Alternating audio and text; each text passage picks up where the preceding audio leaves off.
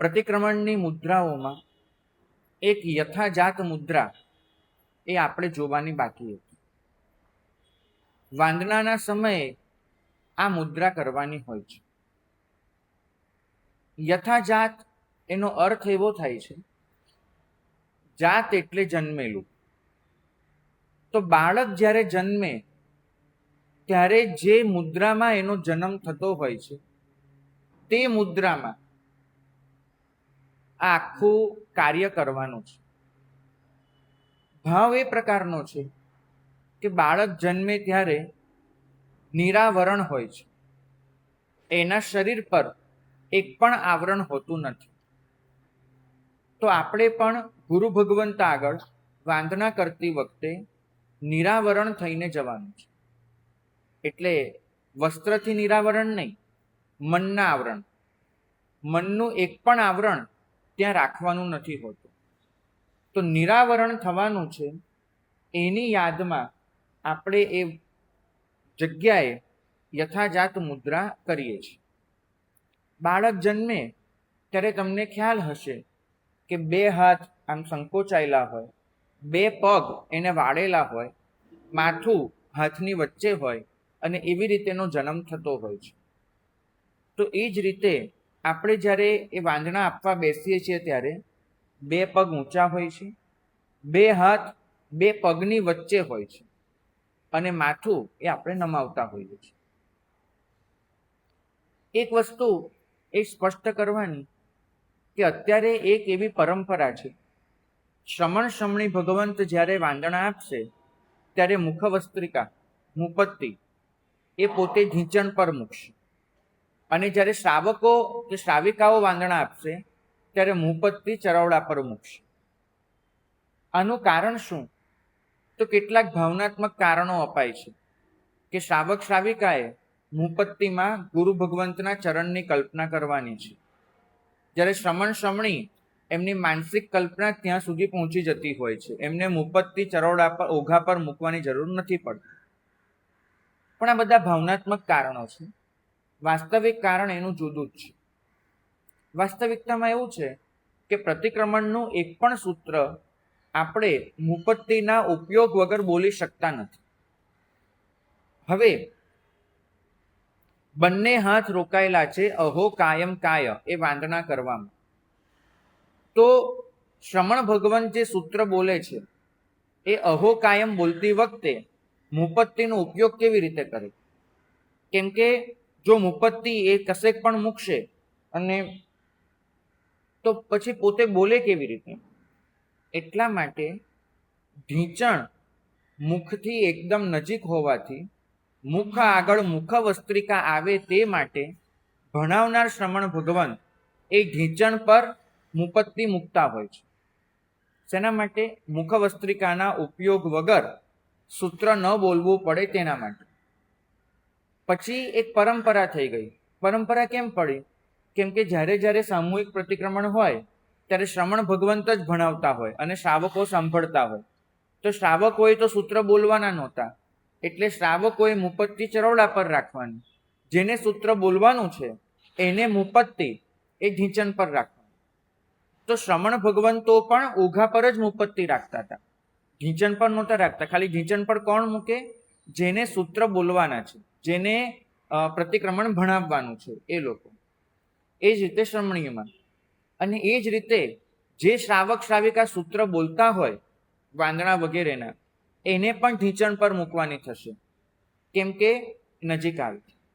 અત્યારે તો કેવો ટ્રેન્ડ થઈ ગયો, આપણે આનું કોઈ કારણ ન સમજીએ, એક પરંપરા કરી દીધી. તો દીક્ષા અપાય ને ત્યારે વસ્ત્ર પરિવર્તન પહેલા જે વાંદણા આવે એમાંય મુપત્તિ નીચે મૂકતા હોય. વસ્ત્ર પરિવર્તન કરીને આવે, વેશ પરિવર્તન કરીને મુપત્તિ અહીંયા મૂકે. પછી એનો પણ મહિમા ગવાય કે જો મુપત્તિ અહીંયા આવી ગઈ. જાણે એ કોઈ કેમ પેલી વસ્તુ હોય ને એક મહિમાપ્રદ, એવું કંઈ નથી. બોલનાર વ્યક્તિએ મુખથી નજીક મુપત્તિ રાખવાની છે.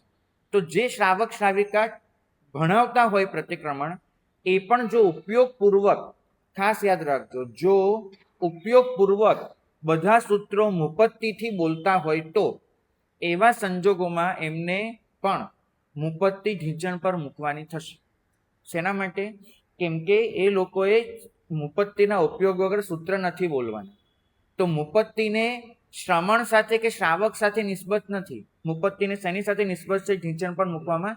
જેને સૂત્ર બોલવાના છે એમને એ રીતે મુપત્તિ રાખવાની છે.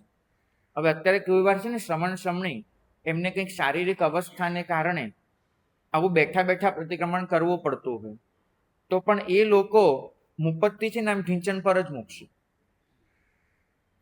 હવે અહીંયા મૂકીએ કે અહીંયા મૂકીએ કોઈ ફરક એમાં તો નથી જ પડતો, પણ એક પરંપરા એ થઈ ગઈ.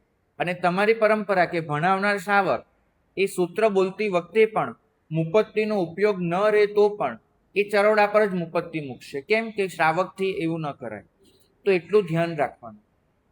કોને ધ્યાન રાખવાનું? જે લોકો સૂત્ર બોલતી વખતે મુપત્તિનો ઉપયોગ રાખે છે. તમે એમનેમ જ કરતા હો, એમનેમ જ સૂત્ર બોલતા હો તો કંઈ ફરક જ નથી પડતો. તો મૂળ કારણ યથાજાત મુદ્રામાં વાંદણા આપવાનું. ગુરુ ભગવંત આગળ એક બાળકની જેમ ઉપસ્થિત થવાનું છે અને બાળકની જેમ ઉપસ્થિત થઈને એમની આગળ બધું જ નિવેદન કરવાનું છે. માટે આપણે વાંદણા આપતી વખતે બાળકની મુદ્રામાં યથાજાત મુદ્રામાં બેસીએ છીએ. તો આપણે આટલી મુદ્રા જોઈ. પગની ઊભા રહેવાની મુદ્રા આપણે જે જોઈ કે બે પગ સમાંતર હોય અને પાછળથી સહેજ ઓછું અને આગળથી સહેજ વધારે એ રીતનું અંતર હોય. આને ઊભા રહેવાની પગની મુદ્રાને કહેવામાં આવે છે જીન મુદ્રા. બરાબર. એ જ રીતે વંદિતતા વખતે પગ અને કમરની જે મુદ્રા થાય છે એને કહેવાય છે વીરાસન. એ જ રીતે ચૈત્યવંદન વખતે પગની અને કમરની જે મુદ્રા થાય છે એને કહેવામાં આવે છે એક રીતે યોગ મુદ્રા. અને એ મૂળભૂત રીતે ભાવ વ્યક્ત કરે છે શરણાગતિનો. આ બધી પગની મુદ્રાઓ છે. અને હાથની મુદ્રામાં મુખ્યત્વે બે મુદ્રા હોય છે. એક પ્રાર્થના કરતી વખતે મુક્તાશુક્તિ મુદ્રા, જેમાં કમળના ડોડાની જેમ બંને 10 એકબીજાને અડકેલા હોય છે. અને ચૈત્યવંદન કરતી વખતે કે ચૈત્યવંદન કરતી વખતે જે હોય છે એ હોય છે આ મુદ્રા. બરાબર, જે શરણાગતિની સૂચક છે. હવે હજુ એક વસ્તુ રહે છે કે સજ્જાય બોલીએ, સ્વાધ્યાય કરીએ પ્રતિક્રમણમાં ત્યારે કઈ મુદ્રામાં કરવાનો?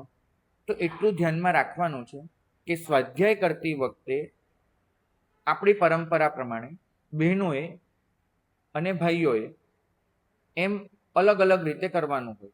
પ્રતિલેખનાની સજ્જાઈ હોય પડીલેહનની ત્યારે બહેનો ઊભા કરતા હોય છે, ભાઈઓ નીચે બેસીને કરે છે. અને પ્રતિક્રમણની સજ્જાઈ હોય ત્યારે બંને જણ બેસીને કરે છે. બરાબર. તો આટલું એક છે. પણ એમાં ધ્યાન રાખવાનું કે સજ્જાઈ વખતે હાથ આવી રીતે જોડેલા હોય છે. એ હાથ શેના માટે જોડેલા? એ આમ પણ નથી રાખવાના, આમ પણ નથી રાખવાના, સીધા જોડેલા છે. એ માત્ર બહુમાનપૂર્વક મુપત્તિના ઉપયોગથી સજ્જાઈ બોલવા માટે. તો ત્યાં બંને હાથ ફ્લેટ થઈને એકબીજા સાથે જોડાઈ જશે. આ સિવાય વાંદણાની મુદ્રા થઈ યથાજાત મુદ્રા. એ જ મુદ્રામાં મુપત્તિ પલેવાની હોય છે. કાવસગ વખતે હાથની મુદ્રા હોય છે આમ લંબાવેલી. કેમ કે આપણા શરીર પર આપણો કોઈ કંટ્રોલ નથી, તો હાથ આપોઆપ લંબાઈ જશે. તો સમગ્ર પ્રતિક્રમણની આ બધી જ મુદ્રાઓ અંદર આવી જાય છે.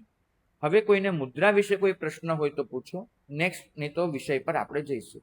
મુદ્રા વિશે કોઈ પ્રશ્ન છે? યથાજાત કોઈ પ્રશ્ન?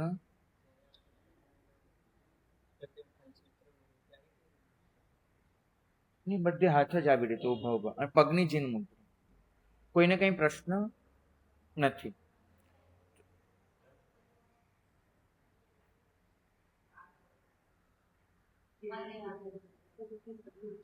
તો મુદ્રા થઈ ગયું છે. હવે આપણે એના પર જઈએ છીએ. હવે આપણે જઈએ છીએ આદેશ તરફ.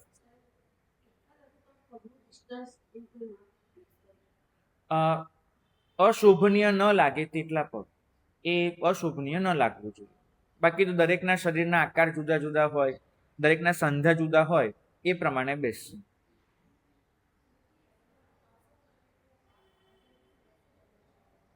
હા,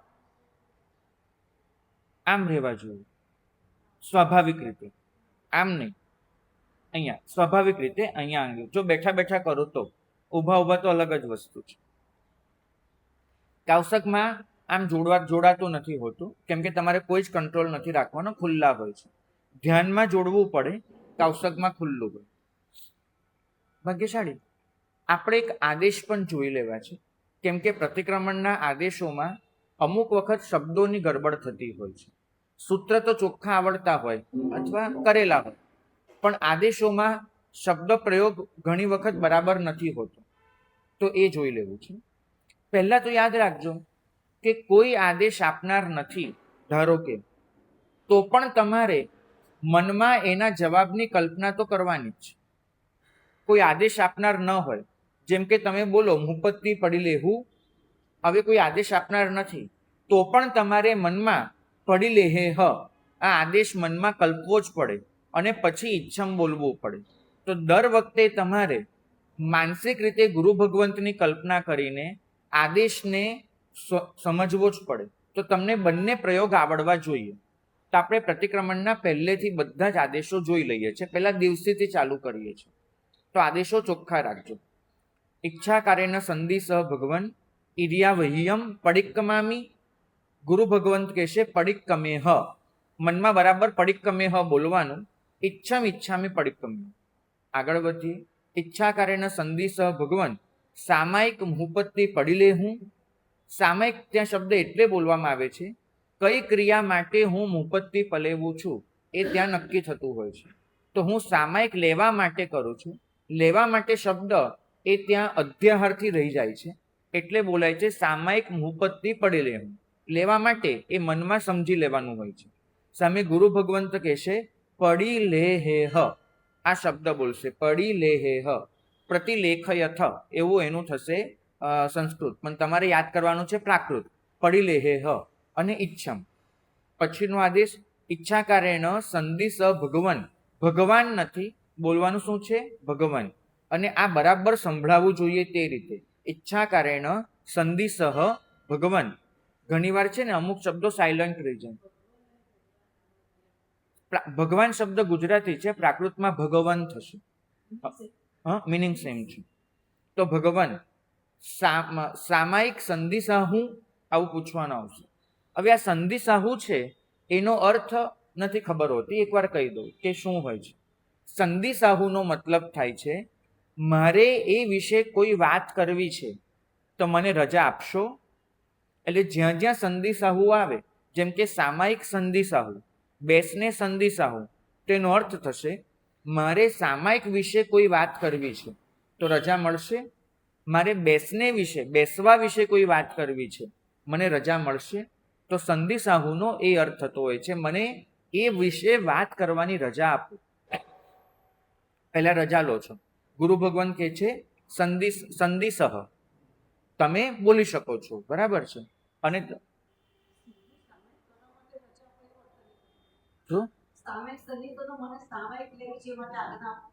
એવું નથી, મારે સામાયિક વિશે નિવેદન કરવું છે, એના માટે મને રજા આપો. એટલે પહેલા નિવેદન કરવાની રજા માંગવામાં આવે છે, બરાબર. હવે પછી હું સામાયિક ઠાવવાનો આદેશ માંગીશ. તમે સામાયિક વિશે વાત કરી કે નહીં બીજા આદેશમાં, તો પહેલા આદેશથી રજા લો છો કે હું તમને સામાયિક વિશે કંઈ કહી શકું. તો બીજી વાર તમે સામાયિક વિશે વાત નથી કરતા. તો મારે અત્યારે તમારી સાથે સામાયિક વિશે વાત કરવી છે, મારે બેસવા વિશે પૂછવું છે, મારે સ્વાધ્યાય વિશે પૂછવું છે. તો પહેલો આદેશ વિષય નિવેદનનો હોય, કયા વિષયમાં મારે તમારી સાથે વાત કરવી છે. સમજાયું બેન? હા, બરાબર. પછી આવશે ઈચ્છા કાર્યન સંધિ સ ભગવાન સામાયિક ઠાવું, અને ત્યાં આદેશ અપાશે ઠાએ હ. તો તમે પહેલા આદેશ લીધો તો સામાયિક વિશે વાત કરવાનો, બીજામાં તમે કીધું કે હું સામાયિક થાઉં, હું સામાયિકમાં સ્થિર થઉં આપની આજ્ઞા હોય તો. ગુરુ ભગવંત કહે છે ઠાએ હ, હા તમે સ્થિર થઈ શકો છો, આવી એનો અર્થ થશે. તો આ બીજો આદેશ આવ્યો. પણ ઠાએ હ મનમાં બોલવાનું, ઠા એ હ આપણે બોલવાનું ઈચ્છમ. મેં એક વસ્તુ જોઈ છે કે તમારામાંથી ઘણા બધા ઈચ્છમ બોલતા જ નથી. જુઓ, આદેશ કોઈ એક વ્યક્તિ માંગે છે બધા વતી, ઈચ્છમ કેટલા લોકોએ બોલવાનું હોય છે? દરેક જણાએ. નિયમ પ્રમાણે જે ઈચ્છમ ન બોલે એને એ આદેશ મળતો જ નથી. મતલબ કે એક વ્યક્તિ જે સામાયિક લેવડાવનાર છે એને બોલ્યું કે સામાયિક થાઉં, પછી ગુરુ ભગવંતે કીધું ઠાયે હ, અને જેટલા લોકો ઈચ્છમ ન બોલ્યું એમને એ આદેશનો સ્વીકાર જ નથી થતો. તો ધ્યાન આપીને ઈચ્છમ બોલવું જોઈએ. તો ઠાયે હ ઈચ્છમ, અને એ પછી એક નમસ્કાર મહામંત્ર ગણીએ. એ શેના માટે? મંગલ સ્વરૂપનો મહામંત્ર હોય છે, આપણે મંગલ સ્વરૂપે ગણીએ છીએ. અને પછી બોલીએ છીએ ઈચ્છકારી ભગવન પસાય કરી, પસાય એટલે પ્રસાદ, કૃપા કરીને. ઈચ્છકારી ભગવન પસાય કરી સામાયિક દંડક ઉચ્ચરાવોજી, ઉચ્ચરાવશોજી નહીં, ઉચ્ચરાવશોજી એ ભવિષ્ય થઈ ગયું, મારે તો અત્યારે ઉચ્ચરવું છે. તો શું બોલાય? સામાયિક દંડક. દંડકનો અર્થ થાય છે પાઠ. દંડક જે એક ફકરો હોય, ગાથા ના હોય, ફકરો હોય, એ ફકરાને કહેવાય દંડક. તો સામાયિક દંડક એટલે કે સામાયિકનો પાઠ. ઉચ્ચરાવોજી, તમે એને ઉચ્ચરાવો એટલે બોલો. અને ઉચ્ચરાવાનો મતલબ થાય છે ખાલી બોલવું નહીં, હું ધારી શકું તે રીતે બોલો. તો આપણે ધારો કે ગુરુ ભગવાન કરેમી ભંતે બોલે અને એ વખતે આપણે એને ધારીએ નહીં, તે ઉચ્ચરાવ્યું ન કહેવાય. તો આપણે સંપૂર્ણ મનોયોગથી એને ધારવું પડે. તો સામાયિક દંડક ઉચ્ચરાવોજી, બરાબર આદેશ આવડી ગયો. પછી ફરીથી ઈચ્છા કાર્યના સંધિ સ ભગવન બેસને સંધિ સમ. આ આદેશ કોને લેવાનો? કે જેમને સામાયિક પ્રતિક્રમણમાં બેસવું હોય. પહેલાના કાળમાં આખી સામાયિક જ્યારે શ્રાવકો ઊભા કરતા હતા તો એ લોકો બેસને સંધિ સાહુનો આદેશ નહોતા માંગતા, કેમ કે લોકો બેસવાના જ નથી, 48 મિનિટ ઊભા જ રહેવાના છે. તો એમને બેસને સંધિ સાહુનો આદેશ એ માંગવાનો ન હોય, પણ જેમને બેસવું હોય એમને એ આદેશ માંગવો પડે. તો ગુરુ ભગવંતને નિવેદન કરીએ છીએ બેસને સંધિ સાહુ, હું બેસવા વિશે વાત કરું. ગુરુ ભગવંત કે સંધિ સાહ. બે રીતે બોલાય છે, સંધિ સહ પણ બોલાય છે અને સંધિ સાહે હ આવું પણ બોલાતું હોય છે.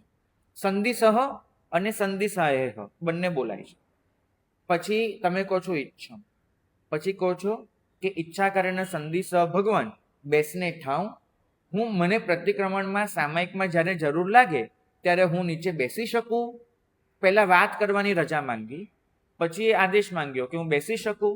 ગુરુ ભગવંત કે ઠાયે હ, તમને અનુકૂળતા હોય ત્યારે તમે બેસી શકો છો. એટલે આપણે બેસવાની રજા લઈ લીધી. પછી પાછું આવશે ઈચ્છા કાર્યના સંધિ સહ ભગવાન સજ્જાય સંધિ સાહુ, હું સ્વાધ્યાય કરી શકું. કેમ કે આ આદેશ કેમ માંગવો પડે છે? કેમ કે સામાયિકમાં તો મૂળભૂત રીતે 48 મિનિટનું ધ્યાન કરવાનું હોય છે. 48 મિનિટ પણ એટલે જ આવેલી છે, જે શ્રાવકો સામાયિકમાં ધ્યાન કરતા હોય એમના માટે 48 મિનિટનો નિયમ છે. કારણ કે ધ્યાન છે એ 48 મિનિટથી વધારે થઈ ન શકે, એટલો છદ્મસ્થ જીવનો ઉપયોગ જ ન ટકે એકાગ્રતા કે 48 મિનિટથી વધારે કરે. એટલા માટે જે લોકો ધ્યાન કરતા હોય એમના માટે 48 મિનિટનો નિયમ. પણ આપણે ધ્યાન તો પૂરું સામાયિક કરવાના નથી, તો શું કરવાનું? તો તમે સ્વાધ્યાયની રજા માંગો છો, બરાબર? તો ઈચ્છા કરીને સંધિ સ ભગવાન સજ્જાય સંધિ સાહુ, હું સ્વાધ્યાય વિશે વાત કરું. અને પછી તમે શું કહો છો? ઈચ્છા કરીને સંધિ સ ભગવાન સજ્જાય કરું, હું સ્વાધ્યાય કરું. એમ કરીને જે 3 નૌકાર ગણો છો ને એ સામાયિકની વિધિનો ભાગ નથી. 3 નૌકાર તમે સ્વાધ્યાયના મંગલ રૂપે કરો છો. જેમ અમે પક્કી સૂત્ર બોલીએ તો શરૂઆતમાં 3 નૌકાર બોલીશું, ધ્યાન છે કોઈને? અમે પક્કી સૂત્રમાં બોલીએ છીએ તે જ રીતે મંગલ સ્વરૂપે હવે પછી તમે જે સ્વાધ્યાય કરવાના છો તેના માટે થઈને 3 નૌકાર બોલવામાં આવે છે. આટલું સમજણ પડી ગઈ પૂરેપૂરી? તો આ બધા આદેશો સામે કરું ત્યાં શું આવશે આદેશ? કરે હ, ઠાઉં ઠાયે હ, સંધિ સાહુ સંધિ સાહે હ. તો બધા આદેશ મનમાં કલ્પવા જોઈએ. જ્યાં જ્યાં બોલો બેસવામાં સ્થિર થવાનું છે, સામાયિકમાં સ્થિર થવાનું છે, સજ્જાય કરવાની વસ્તુ છે. સ્વાધ્યાય દ્વારા સ્થિર થવાય, પણ પેલા સ્વાધ્યાય તો પોતે કરવાની વસ્તુ છે. સ્વાધ્યાય કરું એમ કરીને શું આ વિશે વાત કરું. તો તમે એનો અર્થ શું કરતા હતા? એનો અર્થ શું કરો? બેસને સંધિ સૌનો. હા, તો એ તો ઠાવમાં રજા છે ને. હું બેસું તો બંનેમાં એક સરખી તો વાત નહીં હોય ને બેન. આમાં છે ને સંધિશન એનો અર્થ જ થાય છે ચોક્કસ વસ્તુ વિશે વાત કરવી, બરાબર. અને આવું બધે જ એવી રીતે આવશે જ્યાં જ્યાં પણ છે. મારે એ વિશે નિવેદન કરવું છે, મને નિવેદનની રજા આપો, એવો એનો સીધો સીધો અર્થ થાય છે.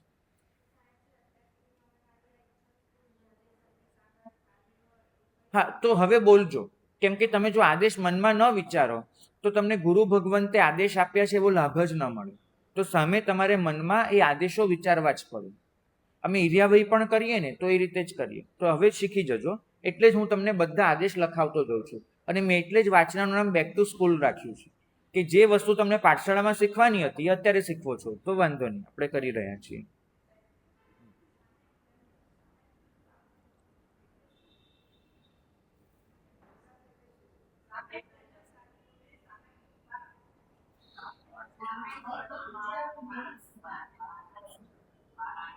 બોલો, તમે શું કહેતા હતા? કંઈક વાત કહેતા હતા, કંઈક પૂર્ણ. તો હવે આપણે પ્રતિક્રમણના આદેશો પર જઈએ. ઈચ્છા કાર્યનો સંધિ સહ ભગવાન ચૈત્ય વંદન કરું એ આવશે. એની પહેલા એક આદેશ જો પચખાંડ લેવાનો હોય તો ઈચ્છકારી ભગવાન પસાઈ કરી, જ્યાં જ્યાં કંઈ લેવાનું છે ત્યાં આવું આવશે, પસાઈ કરી પચ્ચક ખાંડનો આદેશ કરશોજી. આ સ્પષ્ટ ચોખ્ખો પાઠ આવો છે, પચ્ચક ખાંડનો આદેશ કરશોજી. આદેશનો મતલબ થાય છે આજ્ઞા.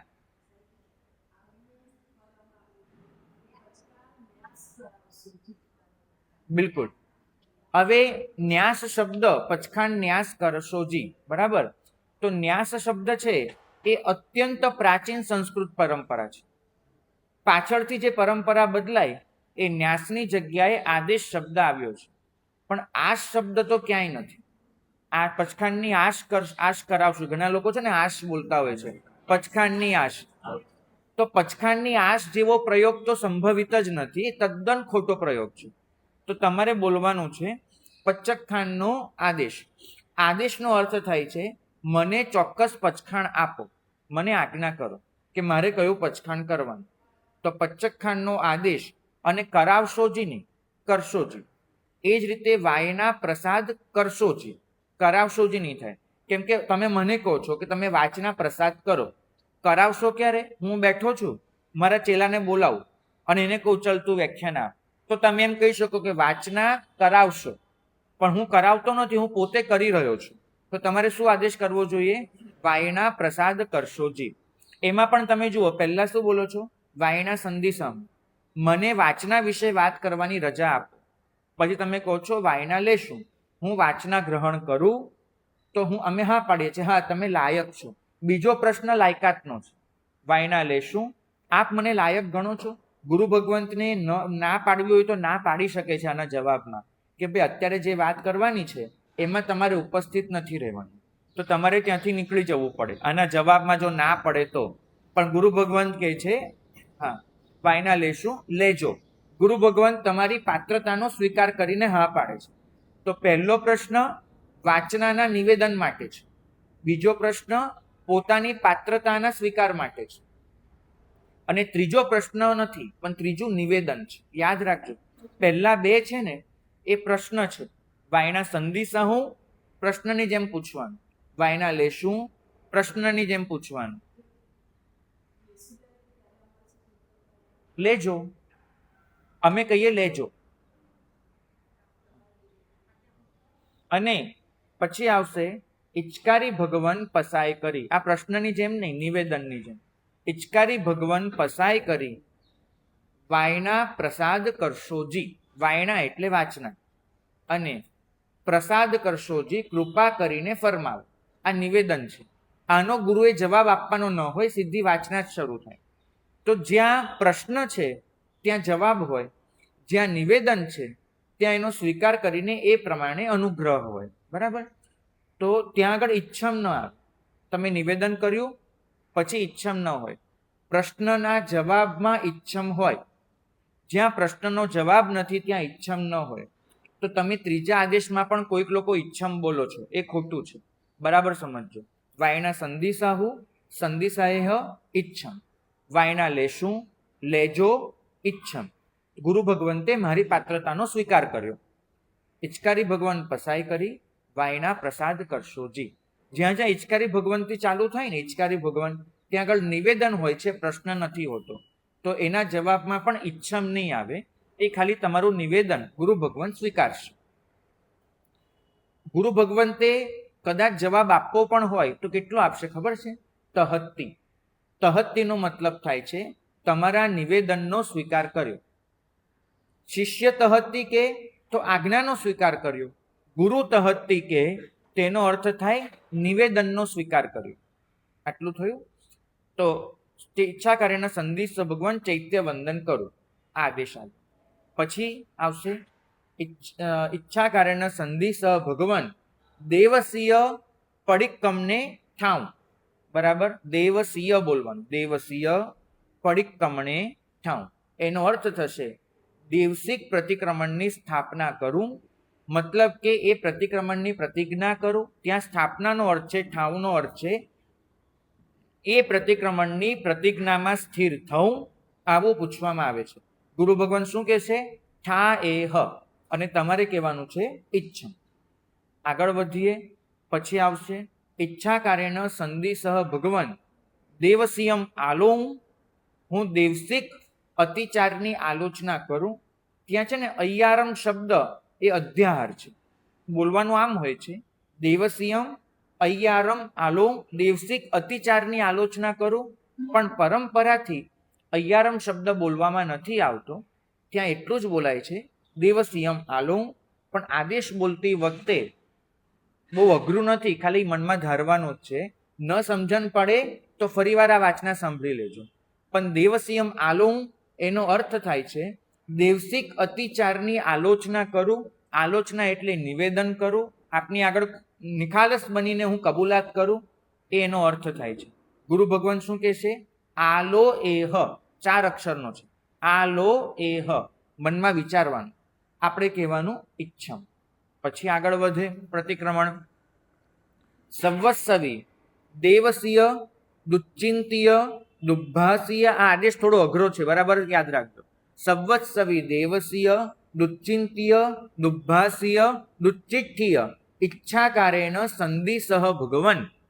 આવો તમે આદેશ માંગો છો. અહીંયા ભગવાન આગળ અટકવાનું હોય. ગુરુ ભગવંત આદેશ આપશે પડિક્કમેહ. ત્યાં ગુરુ ભગવંતનો આદેશ છે પડિક્કમેહ. અત્યાર સુધીના આદેશમાં પ્રશ્નનો છેલ્લો શબ્દ એને લગભગ સરખો એવો જવાબ આવતો હતો. કરું કરેહ, ઠાઉં થાય હ, આલોઉં આલોએ હ. એટલે ત્યાં સહેલું હતું. અહીંયા અલગ જવાબ છે. અહીંયા ગુરુ ભગવાન જવાબ આપે છે પડિક્કમેહ, અને તમારે બોલવાનું હોય છે ઈચ્છમ તસ્સમ ઈચ્છામિ દુક્કડમ. જે તસ્સમ ઈચ્છમ તસ્સમ ઈચ્છામિ દુક્કડમ ન બોલે એને આગળનું વંદિતું બોલવું કલ્પે નહીં, એને સૂઝે નહીં, એને વંદિતું માન્ય ગણાય નહીં. આ નિયમ યાદ રાખવો. એટલે દરેકે શું બોલવું જોઈએ? ઈચ્છમ તસ્સમ ઈચ્છામિ દુક્કડમ, પડિક્કમેહના જવાબમાં. એકવાર ફરીથી સંવત્સવીથી ચાલુ થશે. સંવત્સવી દેવસીય દુચ્ચિંત્ય દુભાસીય દુચ્ચિઠ્ઠીય ઈચ્છાકારેણ સંધિ સહ ભગવાન. ગુરુ કહેશે પડિક્કમેહ, તમારે કહેવાનું છે ઈચ્છમ તસ્સમ ઈચ્છામિ દુક્કડમ. પછી તો વંદિતું ચાલુ થાય છે. પછી સીધો આદેશ આવશે. હવે આદેશ નહીં આવે, હવે નિવેદન આવશે. અભુઠ્ઠીઓનો આવશે. કેમ કે ત્યાં આગળ પડિક્કમેનો અર્થ થાય છે સાચા દિલથી માફી માંગવું. તો માફી માંગવાનો આદેશ તમને મળ્યો છે પડિક્કમેહથી, તો તમારે મિચ્છામિ દુક્કડમ તો બોલવું પડશે. એટલા માટે બોલાય છે પડિક્કમેહના જવાબમાં ઈચ્છમ, હું સ્વીકાર કરું છું આપની આજ્ઞાનો. તસ્સ, મારા તમામ પાપો, તસ્સથી લેવાનું છે તમામ પાપો, મિચ્છામિ દુક્કડમ, હું એની ક્ષમા માંગુ છું. માટે આટલો જવાબ બોલવો પડે છે. મુપત્તિ આગળ કોઈ આદેશ નથી લખેલો, આવતો પણ નથી. અને જે પેલું બોલાય છે ને ત્રીજા આવશ્યકની મુપત્તિ, એ બોલવું પણ ન જોઈએ. એ બોલવું પણ ખોટું છે. એ તમને વિધિમાં સમજાવીશ કે આ બોલવું કેમ ખોટું છે. એ પણ બોલવાનું ન હોય. બરાબર, આગળ વધીએ. હવે આવશે નિવેદન. હવે આદેશ નહીં આવે, સીધું 6 આવશ્યક તમે પૂર્ણ કરશો અને છેલ્લે મંગલનો નવકાર બોલશો, બરાબર છે. પછી આવશે નિવેદન.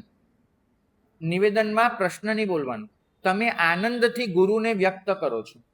સામાયિક, ચોવીસથ્થો, વંદન, પરિક્રમણું, કાવસગ, પચખાણ, કર્યું છે જી. નિવેદન છે, કર્યું છે જી, પ્રશ્ન નહીં. તમે નિવેદન કરો છો કે મારા 6 આવશ્યક પૂર્ણ થઈ ગયા. તો નિવેદન નિવેદનની રીતે બોલાય. તમારો ટોન બદલાઈ ન જવો જોઈએ. તમે લોકો છે ને એને પ્રશ્નની જેમ બોલો છો. કર્યું છે જી, નહીં નહીં. આ શું છે?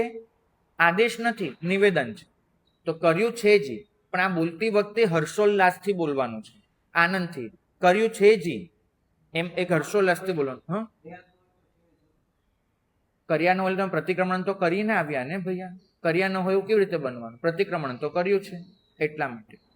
તો આ નિવેદન છે. આના જવાબમાં ગુરુનો કોઈ આદેશ નહીં આવે, કેમ કે આ તમે નિવેદન કરો છો. નહીં, સૌએ બોલવાનું છે. એ સાધ્વી, અમુક સાધ્વીજીઓમાં એવી ખોટી પરંપરા પડી ગઈ છે. બાકી નિયમ મુજબ આ જે છે ને સામાયિક, ચોવીસથ્થો, એ ગુરુ ભગવંત આગળ સૌએ નિવેદન કરવાનું છે. દરેક પ્રતિક્રમણ કરનારે કર્યું છે જી. અને ખરેખર જો સાચું પ્રતિક્રમણ કરવું હોય તો આ રીતે જ કરજો. એ આપણે ગુરુને નિવેદન કરીએ છીએ અને આપણે 15-20 શાસ્ત્રપાઠ તો ઓછામાં ઓછા આપી શકીશ આના માટે તો, એટલા કરીને. તો એ નિવેદન છે કે સૌ સાથે મળીને ગુરુ ભગવંત આગળ કહે છે કર્યું છે જી. ગુરુ ભગવંત તમારી વાતને બહુ આનંદથી સાંભળી લે છે કે તમે 6 આવશ્યક પૂર્ણ કર્યા. હવે આપણે આગળ વધીએ છીએ. કર્યું છે જી. હા, નિવેદનનો જવાબ ન હોય ને, આદેશનો જવાબ હોય, નિવેદનનો ન હોય. આ તો સૌએ નિવેદન કરવાનું છે. અરે એમાં છે ને ઊંધું થઈ ગયું છે. જવાબ આપવો જ હોય ને ગુરુએ, મેં તમને હમણાં જ શીખવાડ્યું કે નિવેદનનો જવાબ ગુરુ તહત્તીથી આપે. જો આપવો હોય તો તહત્તી તો ગુરુએ બોલવાનું છે. એ તમે ખોટું કરો. જો તમે ગુરુને કહો કે મારા 6 આવશ્યક પૂર્ણ થયા, ગુરુ શું કહે છે? તહત્તી, ભાઈ તારી વાત સરસ, મેં એનો સ્વીકાર કર્યો. તો તહત્તી કોને બોલવાનું હોય? ગુરુએ. અને તમારે નિવેદન કરવાનું હોય તો ખાલી વાયસે વર્ષા કરી નાખજો હવે. ઓકે, એટલું તમારે કરવાનું. નિવેદન તમારે કરવાનું, ગુરુ તહત્તીથી એનો સ્વીકાર કરે. આગળ વધીએ. હા, હવે ઈચ્છા મનુષઠ્ઠીમ છે ને, એ તમારી પ્રાર્થના છે, એ નિવેદન પણ નથી. પ્રતિક્રમણમાં તમે જે બોલો છો એના અલગ અલગ તબક્કાઓ હોય છે. તો ઈચ્છામાં અનુષઠ્ઠીમ નમો ખમા સમણાનમ, એ સૌએ સાથે મળીને કરવાની પ્રાર્થના છે ગુરુને. તો એ બધાએ બોલવાનું. ઈચ્છામાં અનુષઠ્ઠીમ નમો ખમા સમણાનમ. આ કોને કરવાનું છે? સૌએ. કેમ કે મૂળ તમને જાણ્યું કે મૂળ વિધિ અહીંયા પ્રતિક્રમણ પૂરું થતું હતું, તમને આપણે સમજ્યા હતા. એટલે પ્રતિક્રમણ પૂર્ણાહુતિ વખતે હવે ગુરુને બધા કહેતા હતા, સાહેબ હવે પ્રતિક્રમણ પછી કંઈક હિત શિક્ષા આપો. એટલે એ બોલવામાં આવે છે. એ નિશાની છે કે પ્રતિક્રમણ અહીંયા પૂર્ણ થાય છે, મૂળ પ્રતિક્રમણ. તો ગુરુ ભગવાન પાસે હિત શિક્ષાની યાચના કરે છે. પછી યાચના કરીને સૌ સાથે મળીને પ્રભુની સ્તુતિ કરે છે સૌથી પહેલા. અને સ્તુતિ પછી ગુરુ હિત શિક્ષા આપવાનું શરૂ કરે. આ જ ક્રમ ઓગ નિર્યુક્તિથી શરૂ કરી ઓગ નિર્યુક્તિ, પંચવસ્તુ, બધામાં આ જ વાત લખેલી છે. પહેલા ષડાવશ્યકનું શિષ્ય દ્વારા નિવેદન થાય, ગુરુ તહત્તી કહીને સ્વીકાર કરે, ફરીથી શિષ્યો હિત શિક્ષાની માંગણી કરે અને પછી પ્રભુની સ્તુતિ કરે. આ ક્રમ છે. બરાબર યાદ રહ્યું? પહેલા નિવેદન, પછી તહત્તી કહીને ગુરુ ભગવાન દ્વારા સ્વીકાર, પછી આવશે ઈચ્છા મનુષઠ્ઠીમથી હિત શિક્ષાની યાચના અને પછી પ્રભુની સ્તુતિ. બોલો બેન. હા, હવે અનુષઠ્ઠીનો અર્થ સમજાવો. ઈચ્છામો એટલે અમે ઈચ્છીએ છીએ. અનુશિષ્ટિ મૂળ શબ્દ સંસ્કૃતની છે અનુશિષ્ટિ. અનુશિષ્ટિનો અર્થ થાય છે અનુશાસન. અમે તમારું અનુશાસન ઈચ્છીએ છીએ. આપ અમને કોઈ અનુશાસન કરો એટલે આજ્ઞા આપો, હિત શિક્ષા આપો. એ આનો અર્થ થાય છે ઈચ્છામો અનુષઠ્ઠીમ. અને અનુશાસનની યાચના કરીને પોતે એક આનંદ નહીં પણ સમર્પણ વ્યક્ત કરે છે. નમો ખમા સમણાનમ, ક્ષમા શ્રવણ ભગવંતોને નમસ્કાર થાઓ. એ નમો ખમા સમણાનો અર્થ છે નમો ખમા સમણાનમ. એવી રીતે હવે આટલું છે ને ઊભા ઊભા બોલવાનું હોય.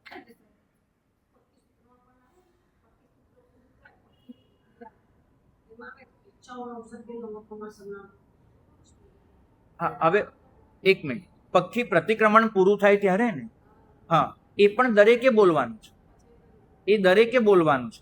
જ્યાં જ્યાં પણ ઈચ્છા મો આવે છે ને, જો બહુવચન પ્રયોગ છે, ઈચ્છા મો અનુસઠ્ઠી, ઈચ્છા મી નથી, અને એટલે સૌએ બોલવાનું છે. પક્ષી પ્રતિક્રમણના અંતે કે સાહેબ 15 દિવસ વિતાવીને આવ્યા, આપને કોઈ હિત શિક્ષા આપવા જેવી લાગતી હોય તો પછી દેવસી પ્રતિક્રમણનો આરંભ થાય છે, ઈચ્છા મનુસઠ્ઠીમ બોલીને. બરાબર, બે જગ્યા આપણે આપતા નથી. એમ તો નમોસ્તુ પહેલા પણ કે સંસાર દવા પહેલા પણ ક્યાં આપો છો? મૂળમાં અપાતી હતી, કેમ કે પ્રતિક્રમણ નહોતું ને, એટલે હવે પ્રતિક્રમણ પૂર્ણ થઈ ગયું. તો ગુરુ ભગવાન એ દિવસની કોઈ મીઠી પ્રસાદી આપે, હિત શિક્ષા આપે, બરાબર, લોકોને. કેમ કે બધા ઈચ્છા મનુસઠ્ઠીમ કીધું, પ્રતિક્રમણ કરીને હળવા થયા, તો ગુરુ ભગવાન કે હિત શિક્ષા આપતા હતા. એવી રીતે પક્ષી પ્રતિક્રમણના અંતે પણ આપતા હતા. આવી રીતની પરંપરા હતી. હવે આદેશ આવશે એના પછી દેવસી, પેલા આપણે 4 લોગસ ચંદેસુ નિમ્મલેરા સુધીનો, તેમાં બોલવાનું છે. ઈચ્છા કારેણ સંધિ સહ ભગવાન દેવસીય, દેવસીય ત્યાં માથે મીંડું નહીં આવે, દેવસીય પાયચ્છિત્ત ત્યાં પણ મીંડું નહીં આવે, અનુસ્વાર. દેવસીય પાયચ્છિત્ત વિશોહણથમ કાવસગ્ગ કરું. એનો અર્થ થશે દેવસિક પ્રાયશ્ચિત્તના વિશોધન માટે, આવો અર્થ થશે. દિવસ સંબંધી જે પ્રાયશ્ચિત્ત આવ્યું છે તેના વિશોધન માટે હું કાવસગ્ગ કરું, એવો એનો અર્થ છે. દેવસીય પાયચ્છિત્ત વિશોહણતમ કાવસગ્ગ કરું. તમને શું પ્રશ્ન છે? ના, એ તમારે ના હોય. એ આદેશ તો બધા વડીલ બોલે, હા, એ તમારે ના હોય. નહીં, નિવેદન તમારે હોય, આદેશ નહીં. પછી 2 આદેશ આવશે. ત્યાં ગુરુ ભગવાન શું કહેશે? કરેહ ઈચ્છમ, કરેહ ઈચ્છમ. પછી આગળ આવશે ઈચ્છા કરેન સંધિ સહ ભગવાન સજ્જાય સંધિસાહુ, અને પછી આદેશ આવશે સજ્જાય કરું. સંધિસાહુમાં સંધિસાહેય, કરુમાં કરેહ. બંને વખતે ઈચ્છમ તો આવે છે, એ પેલાની જેમ જ આદેશ છે. અને પછી ઈચ્છા કાર્યન સંધિ સહ ભગવાન દુઃખક્ષય કમ્મક્ષય નિમિત્તમ કાવસગ્ગ કરું. દુઃખક્ષય કમ્મક્ષય નિમિત્તમ કાવસગ્ગ કરું, આવો આદેશ આવશે. તો દિવસિક પ્રતિક્રમણના બધા આદેશ સમજાઈ ગયા. સામાયિક પારવામાં તો ઈર્યાભાઈનો આદેશ તો બરાબર છે. ઈચ્છા કાર્યના સંધિ સ ભગવાન મુહપત્તિ પડી લે હું, ગુરુ ભગવાન કે પડી લે હે હ, તમે પ્રતિલેખના કરો. પછી આદેશ આવશે પહેલો, ઈચ્છા કાર્યના સંધિ સ ભગવાન સામાયિક પારું. પારુંનો અર્થ થાય છે પારવાની વિધિ શરૂ કરું, એવો એનો અર્થ થશે. હું પારવા માટે આદેશ માંગુ, તો ગુરુ ભગવંત કહેશે નહીં, પારવાની ઉતાવળ નહીં કરો. એ તમને કહેશે, શું કહેશે ગુરુ ભગવાન? હા, પણ એના માટે બોલશે શું? મારે તમારો શું ઉચ્ચાર સમજવો છે. હા, પુનરવિ કાયવમ. જો પૌષધ પારતા હો ને, તો ગુરુ ભગવાન કે પુનરવિ કાયવો, કેમ કે પૌષધ શબ્દ પુલ્લિંગ છે, તો ત્યાં ગુરુ ભગવાન બોલશે પુનરવિ કાયવો. અને સામાયિક શબ્દ નપુંસક લિંગ છે, એટલે ત્યાં બોલવામાં આવશે પુનરવિ કાયવમ. એમ કહેશે કે નહીં, સામાયિક ફરી ફરી કરવા જેવું છે, તમે પારો નહીં, પારવાની ઉતાવળ નહીં કરો, ફરી ફરી કરો, એમ કહેશે. તમે કહો છો સાહેબ આપની વાતનો સ્વીકાર છે, પણ અત્યારે થઈ શકે એવું નથી, તો તમે શું કહો છો? યથાશક્તિ. સાહેબ જ્યારે જ્યારે શક્તિ હશે ને ત્યારે ફરી ફરી કરીશું. પછી તમે કહો છો, પછી તમે ફરીથી આદેશ માંગો છો, ઈચ્છા કરીને સંધિ સ ભગવાન સામાયિક પાર્યું.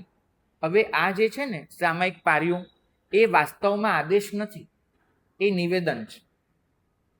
તમે નિવેદન કરો છો કે સાહેબ યથાશક્તિ, પણ સામાયિક પારી લીધું. હવે મેં પારી લીધું, મનથી મૂકી દીધું સામાયિક, તો પાર્યું. એ આદેશ, પહેલો આદેશ હતો સામાયિક પારું, એમ બોલાય. જ્યારે બીજો આદેશ નથી, કેવી રીતે બોલવું જોઈએ? સામાયિક પાર્યું, એ નિવેદન છે. તો હવે નિવેદનનો ગુરુ ભગવાન કંઈક જવાબ આપશે, તો ગુરુ ભગવાન કહેશે આયારો ન મુત્તવ્વો. બરાબર, ભાઈ સામાયિક આચાર છે, તો એ તારે છોડવાનો નથી, ફરી ફરી પધારજો સામાયિક કરવા માટે.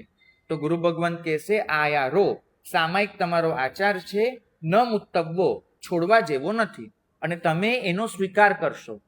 તો જ્યાં તમે કહો અમે સ્વીકાર કરીએ તો પણ તહત્તી, અમે કહીએ તમે સ્વીકાર કરો તો પણ તહત્તી. તો તમે શું કહેશો? તહત્તી.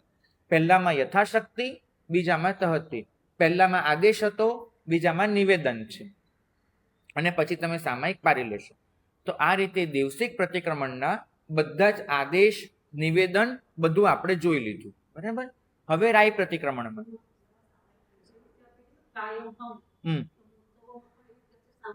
નહીં, ત્યાં તો આયારો છે ને, આયારો ન મુત્તબ્બો. એ આચાર શબ્દ તો સરખા. હા, ત્યાં તો આયારો પુલ્લિંગ જ છે ને, એટલે આયારો ન મુત્તબ્બો જ રહેશે. આચાર છોડવા જેવો નથી. તો આચાર તો પુલ્લિંગ જ રહેશે. ત્યાં પોષહો છે, પુનરવિ પોષહો કાયવ્વો એવો અર્થ થાય છે. જયારે પૌષધ પારે ત્યારે એટલે કાયવ્વો બોલવો પડે છે.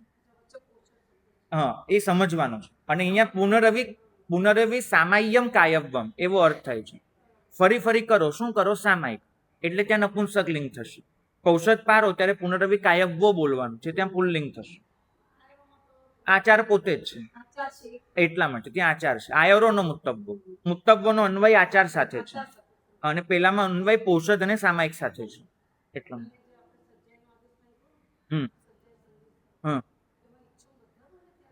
હા, કારણ કે દરેકે આદેશ માંગ્યો છે, દરેક વતી આદેશ મંગાયો છે. ના, બધાય બોલવાનું હોય ને મને, કેમ કે પ્રતિક્રમણના આદેશ એ બધા વતી હોય છે.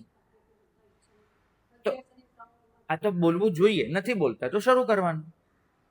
જો સાંભળો, પ્રતિક્રમણમાં દરેક આદેશ 2 વખત કેમ હોય છે એ પણ તમને સમજાવું. મને છે ને પરમ દિવસે કે ગઈકાલે એક પ્રશ્ન આવ્યો હતો કે અમને સ્થાપનાજી દેખાતા ના હોય તો અમે શું કરીએ, આવો પ્રશ્ન પૂછાયો. એ ખરેખર યાદ રાખજો, તમે લોકો પ્રતિક્રમણ સ્થાપનાજી સામે કરતા જ નથી. તમારે કરવાનું જ નથી સ્થાપનાજી સામે પ્રતિક્રમણ. તમારે પ્રતિક્રમણ કરવાનું છે ગુરુ ભગવંતની સામે, સ્થાપનાજી સામે કરવાનું નથી. ગુરુ ન હોય ત્યારે તમારે સ્થાપનાજી સામે કરવાનું છે. પ્રતિક્રમણમાં સ્થાપનાજી તો મૂકવામાં આવે છે ગુરુ માટે, જે માંડલીના અધ્યક્ષ છે. એ કોની સામે કરે? એમના માટે સ્થાપનાજી છે. તો એટલા માટે 2 આદેશ હોય છે.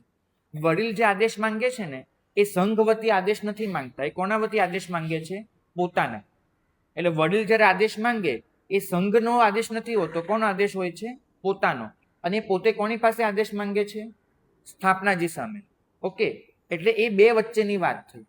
જ્યારે વડીલ સિવાયના બધા જ આદેશ માંગે છે, કોની સામે માંગે છે? ગુરુ સામે. એ તો બધા માંગે, એક ડિસ્ટર્બન્સ થાય, તો બધા વતી એક વડીલ આદેશ માંગે છે. એ આદેશ કોણ માંગશે? જે વડીલ પછી તરતની વ્યક્તિ હોય તે. પછી તરતની વ્યક્તિ એ સાધુ પણ હોઈ શકે, તરતની વ્યક્તિ શ્રાવક પણ હોઈ શકે. જ્યારે કોઈ વખતે અમારે એકલા પ્રતિક્રમણ કરાવવું પડે તો આદેશ કોણ માંગે? શ્રાવક માંગે. એકલા પ્રતિક્રમણ કરાવવું પડે તો અમે એકલા હોઈએ, અમે તો સ્થાપનાજી સામે કરી લીધું. શ્રાવકો વતી આદેશ કોણ માંગશે? એટલે સંઘ વતી. તો સૌથી વડીલ શ્રાવક માંગશે. અને જ્યારે સાધુ હોય ત્યારે અમારા પછી જે સાધુ હોય તે માંગે. એ કોની પાસે આદેશ માંગે છે? સ્થાપનાજી સામે માંગે છે આદેશ? નહીં, એ કોની સામે માંગે છે? વડીલ સામે. અને આદેશ પણ એને કોણ આપે છે? વડીલ આપે છે. પણ આદેશ એને કોના વતી માંગ્યો? સકલ સંઘ વતી માંગ્યો. તો આદેશનો સ્વીકાર કોને કરવાનો? સકલ સંઘે કરવાનો. તો ઈચ્છમ કોઈ પણ આદેશમાં સકલ સંઘે કરવું પડે. જ્યારે જે વડીલ આદેશ માંગે એ એકલા પોતાના માટે હોય, એનું ઈચ્છમ બધાને ન હોય. પણ જે સંઘ વતી આદેશ મંગાયો હોય એનું ઈચ્છમ બધાને હોય. તો આ રીતે દેવસિક પ્રતિક્રમણના થયા. હવે આપણે રાત્રિક પ્રતિક્રમણના કાલથી સમજીશું. અગ્રે અધિકાર વર્તજો.